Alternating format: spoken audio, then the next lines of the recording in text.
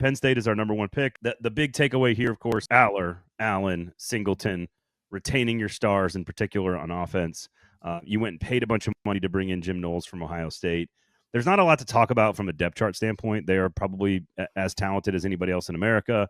They're as experienced as anybody in this conference. In fact, more so than most of the teams at the top from a game started standpoint.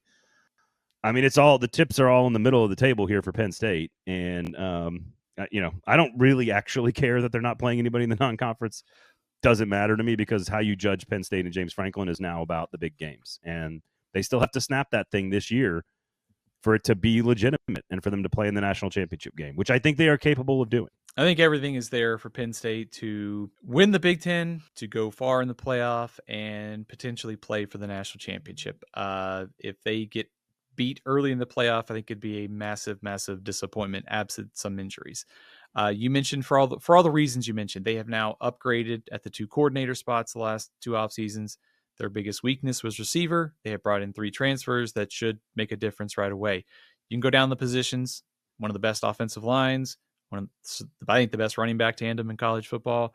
And, I know there are some questions maybe about like depth here and there on defense. I think Jim Knowles is going to get this thing figured out. Of course, the game's at Ohio State this year. They host Oregon.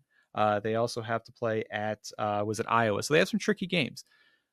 But I think, we saw this last year with Ohio State. You can lose a game or 2 in the regular season and figure it out by the playoffs. So whatever happens in the regular season is one thing, the playoff is another. But I think the expectation and the goal for Penn State should certainly be playing deep into January. There is everything about this team says they should go far this year.